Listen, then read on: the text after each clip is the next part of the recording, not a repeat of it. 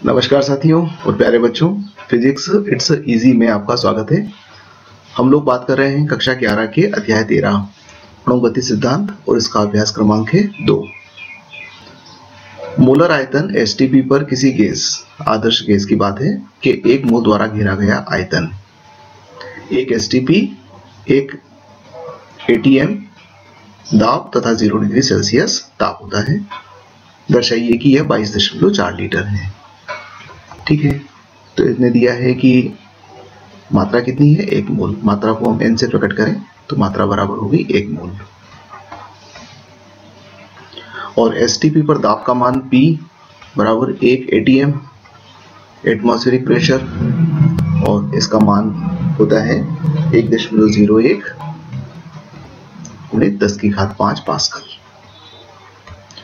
और ताप का मान कितना है, T बराबर 0 डिग्री सेल्सियस, तो T को हम लिख सकते हैं 273.15 केल्विन। ये T का मान हो गया।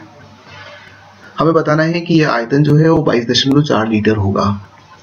यहाँ पर हमें जरूरत पड़ेगी सार्वत्रिक गैस नियतांक की, जिसका मान होता है 8.31 जूल पर केल्विन। आदर्श गैस समीकरण क्या कहती है हमारी, वो कहती है कि PV = nRT। दाब, आयतन, मात्रा मोल में, आदर्श गैस नियतांक और तापमान परम ताप में। तो यहां से हम V का मान निकाल लेते हैं, तो V बराबर हो जाएगा nRT/P। सारी चीजें हमारे पास है, हम सूत्र में मान रखकर V के मान की गणना कर लेते हैं। तो V बराबर n का मान 1 है, R का मान है 8.31, T का मान है 273.15 और P का मान है 1.01 × 10⁵5। जब आप इन सभी को हल करेंगे तो मान प्राप्त होगा 0.0224 मीटर क्यूब।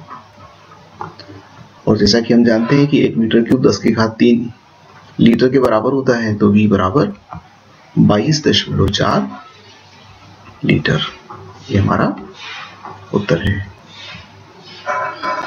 अब आइए अगला प्रश्न देखते हैं, अभ्यास क्रमांक 3।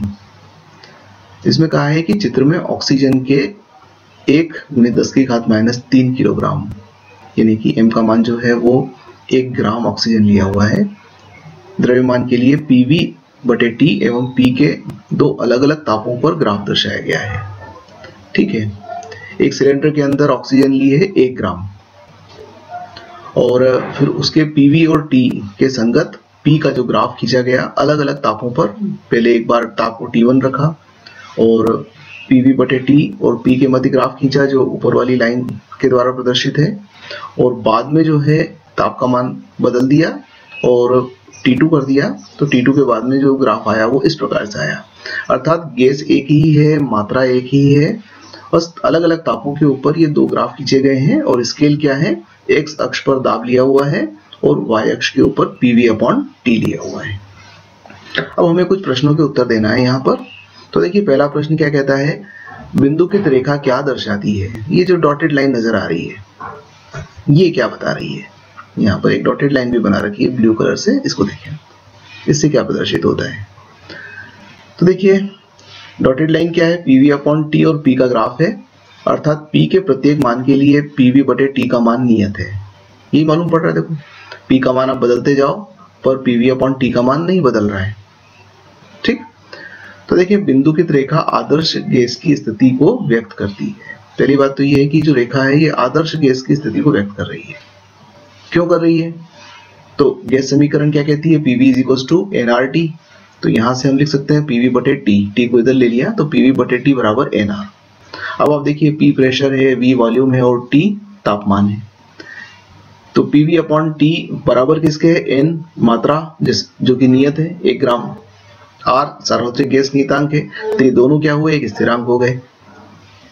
तो जो कि PV/T का मान तो नियत है और ये दाब पर निर्भर नहीं कर रहा है, nR पर निर्भर कर रहा है, और n और R दोनों स्थिरांक है। तो इस प्रकार से हम कह सकते हैं कि PV/T जो है, ये जो डॉटेड लाइन नजर आ रही है, ये एक तो आदर्श गैस की स्थिति को व्यक्त कर रही है कि प्रत्येक P के मान के लिए इसके मान में कोई परिवर्तन नहीं होगा। दूसरा है क्या सत्य है T1 is greater than T2 अथवा T1 is less than T2। हमने कहा कि दो तापमान लिए थे T1 और T2, उन दोनों के ऊपर हमने ये ग्राफ बनाया है। तो बताना है कि T1 बड़ा है या T2 बड़ा है। इसके लिए हमें कुछ बातों की आवश्यकता होगी। तो जैसे कि हम जानते हैं कि गैसें जो है वास्तविक गैसें होती हैं, और दूसरा हम एक आदर्श स्थिति में आदर्श गैस की कल्पना करते हैं। तो वास्तविक गैसें जो है वो आदर्श गैस के नजदीक होती हैं। नजदीक होती है मतलब पूरी तरह से परफेक्ट गैस नहीं होती है, आइडियल गैस नहीं होती है। तो अगर आदर्श गैस होती तो उनके लिए ये जो ग्राफ आता है, ये दो ग्राफ आते ही नहीं और केवल डॉटेड लाइन से ही प्रदर्शित हो जाता। तो निश्चित रूप से ये क्या है कि वास्तविक गैस होने के कारण से ये ग्राफ जो है हमें इस प्रकार से नजर आ रहा है। पहली बात तो ये। अब दूसरा देखें कि वास्तविक गैसों के लिए उच्च ताप पर आदर्श गैस के करीब व्यवहार प्रकट करती है। अर्थात जो वास्तविक गैसें हैं यदि उनका ताप उच्च हो तो उनका व्यवहार जो होगा वो आदर्श गैसों के नजदीक होगा, उनसे ज्यादा मिलता जुलता होगा। अब इस ग्राफ को और इस ग्राफ को देखें तो देखिए कि T1 जो है ये T2 की तुलना में इस डॉटेड लाइन से ज्यादा करीबी रखता है। यहाँ भी करीब है और बाद में देखिए यहाँ पर थोड़ा सा ऊपर दिखने के बाद में फिर ये P के उच्च मान पर फिर वापस से इसके T2 की तुलना में फिर इससे नीचे आ गया ग्राफ। तो इसका मतलब ये हुआ कि T1 उच्च ताप है और T2 निम्न ताप है, क्योंकि उच्च ताप पर गैस आदर्श गैस की भांति व्यवहार करती है। तो ये ज्यादा नजदीकी है, तो T1 उच्च ताप हुआ और T2 निम्न ताप हुआ, यानी कि T1 बड़ा है T2 से, यह सही हुआ। y अक्ष पर जहां वक्र मिलते हैं PV/T का मान क्या है। अब आप देखिए कि ये y अक्ष हमारी और y अक्ष पर ये जो दोनों ग्राफ हैं ये इस जगह मिल रहे हैं, लगभग समथिंग इस जगह पर। तो जैसा कि अपन पहले वाले अंदर देख चुके हैं कि PV/T किसको प्रकट कर रहा है, NR को प्रकट कर रहा है ना। तो T1 और T2 के जो ग्राफ हैं ये इस बिंदु पर प्रतिच्छेद करते हैं। यहाँ पर PV/T का मान क्या है, नियत है। ठीक, तो ये नियत मान को व्यक्त करता है जो वास्तविक गैस के लिए है। अब नियत मान आदर्श गैस के लिए तो ये हो जाएगा, परंतु वास्तविक गैस के लिए ये होगा। ठीक, तो ये हमारा अभ्यास क्रमांक 3 का C वाला पार्ट हुआ। अब देखते हैं हम लोग अभ्यास क्रमांक 3 का D वाला पार्ट क्या कहता है। यहाँ देखिए कि ऑक्सीजन की मात्रा कितनी दी गई है, M1 से अगर प्रकट कर दें उसे हम, तो M1 बराबर है 1 ग्राम। 1 ग्राम ऑक्सीजन लिया है। तो उस स्थिति में ये ग्राफ बनाया हुआ है। ये जो हम ग्राफ देख रहे हैं ये किसके लिए है, ऑक्सीजन के लिए बनाया हुआ है। तो अपन थोड़ा सा ऑक्सीजन के लिए इसे हल करने की कोशिश करते हैं। तो देखिए PV/T बराबर NR। मैं ऑक्सीजन के मोलों की संख्या को N1 से प्रकट कर देता हूं, तो N1R हुआ। अब आप यहां पर PV/T बराबर N1 कितना हो जाएगा, N1 का मान हो जाएगा 1 ग्राम गैस लिया हुआ है और अणु द्रव्यमान उसका 32 है, तो 1/32 और R का मान है 8.31। तो ऑक्सीजन के लिए यानी कि ये जो हमारे मान आएंगे ये किसके लिए आएंगे, ये O2 के लिए आएंगे। तो PV/T O2 के लिए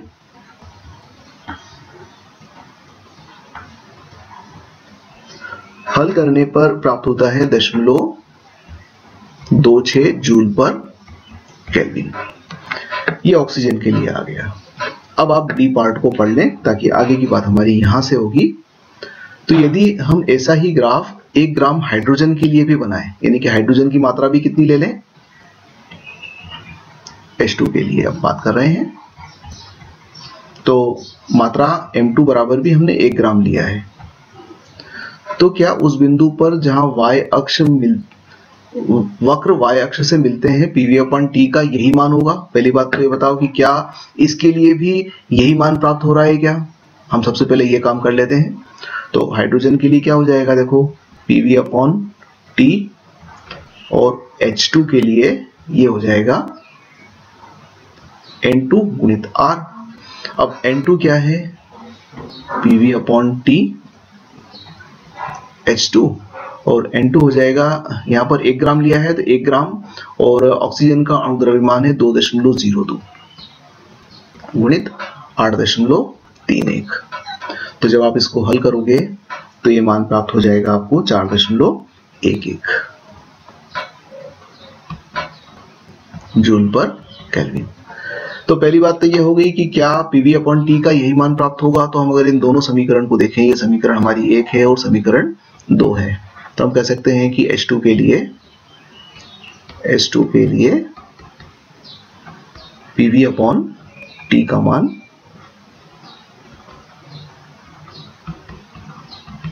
भिन्न है। अब आगे देखिए क्या कहते हैं, यदि नहीं तो हाइड्रोजन के कितने द्रव्यमान के लिए पीवी अपॉन टी का मान उच्च दाब और उच्च ताप के क्षेत्र के लिए वही होगा। H2 का अणुद्रव्यमान और ऑक्सीजन के अणुद्रव्यमान दे रखे हैं, तो हमें बताना है कि हम हाइड्रोजन की 1 ग्राम मात्रा नहीं लें और कितनी मात्रा लें कि पीवी अपॉन टी का मान ऑक्सीजन के पीवी अपॉन टी के बराबर आ जाए। तो हमें वो मात्रा निकालना है, यानी कि M2 का मान, या M2 डैश कह देते हैं इसे हम, M2 डैश का मान अब हम ज्ञात करना चाहेंगे।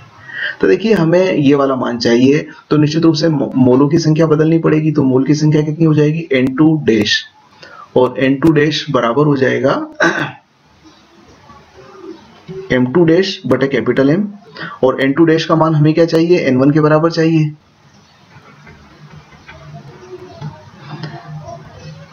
पीवी अपॉन टी का मान उसके बराबर होना चाहिए। तो ये मान इससे कंपेयर कर लेते हैं, तो हमें M2 डैश आ जाएगा। तो M2 डैश बराबर M गुणित N1। ये M क्या है, हाइड्रोजन का अणुभार है, हाइड्रोजन के लिए बात कर रहे हैं। तो इससे हम M2 डैश निकाल पाएंगे। तो हाइड्रोजन के लिए ये मान कितना है,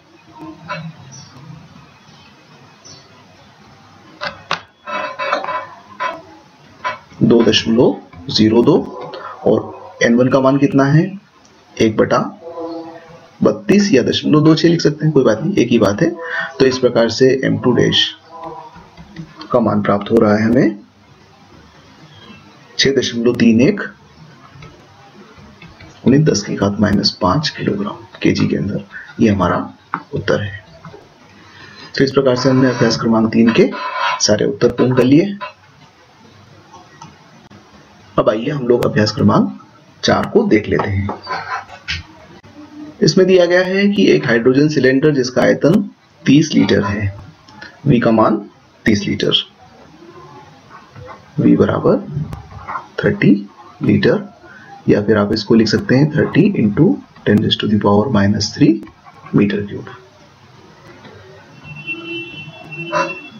इसमें ऑक्सीजन का प्रारंभिक दाब 15 ATM है, ऑक्सीजन भरी, और उसका दाब कितना है, 15 ATM, यानी कि P का मान हम लिख सकते हैं 15 गुणित 1.01 गुणित 10⁵5 पास्कल। इसमें से कुछ गैस निकाल लेने के बाद प्रभावी गेज दाब गिरकर 11 ATM, यानी कि इसको P1 से प्रकट कर दें, P1 ये, और जब कुछ गैस निकाल ली तो दाब हो गया इसका P2, और P2 का मान कितना है, 11 ATM। निश्चित रूप से मात्रा कम हो जाएगी तो दाब भी कम हो जाएगा, तो P2 बराबर हो गया 11 गुणित 1.01 गुणित 10⁵5 पास्कल, तथा ताप गिरकर 17 डिग्री सेल्सियस हो जाता है।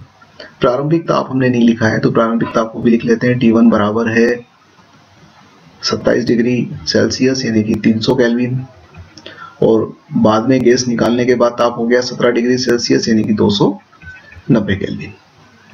ज्ञात कीजिए सिलेंडर से ऑक्सीजन की कितनी मात्रा निकाली गई है। हमें कितनी मात्रा में हमने ऑक्सीजन को निकाला है वो मात्रा निकालनी है, ठीक है। तो R का मान दे रखा है 8.31 जूल पर मोल पर केल्विन, और ऑक्सीजन का अणुभार O2 के लिए MO2 ये दिया हुआ है 32 परमाणु द्रव्यमान मात्रक में। ठीक, तो आइए शुरू करते हैं।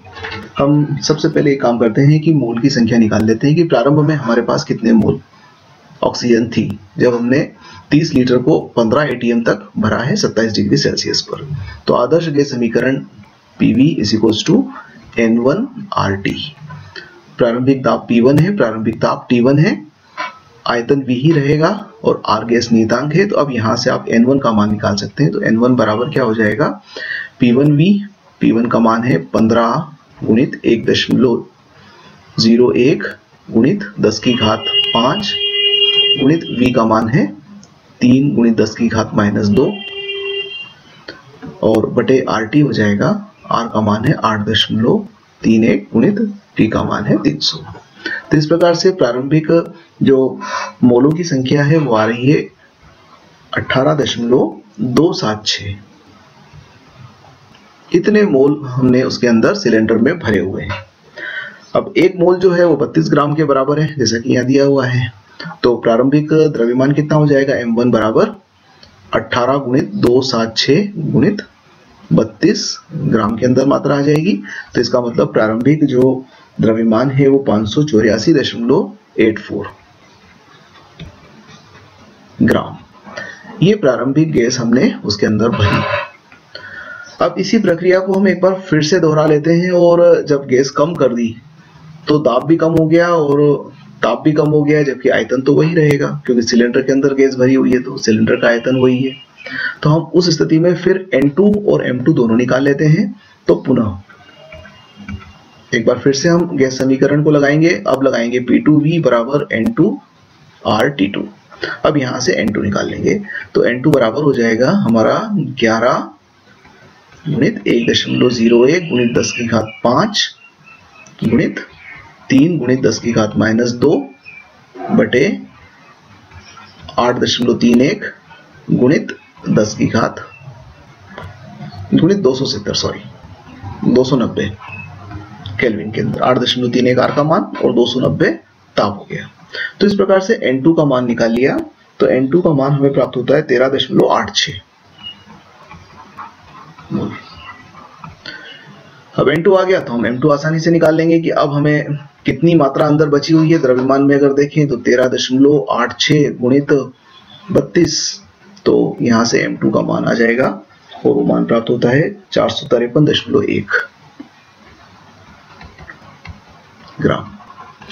पहले गैस हमारे पास इतनी थी, अब गैस इतनी रह गई, तो कितनी गैस बाहर निकल गई, कितनी मात्रा बाहर निकली, ये हमें बताना है। डेल M बराबर हो जाएगा M1 माइनस M2।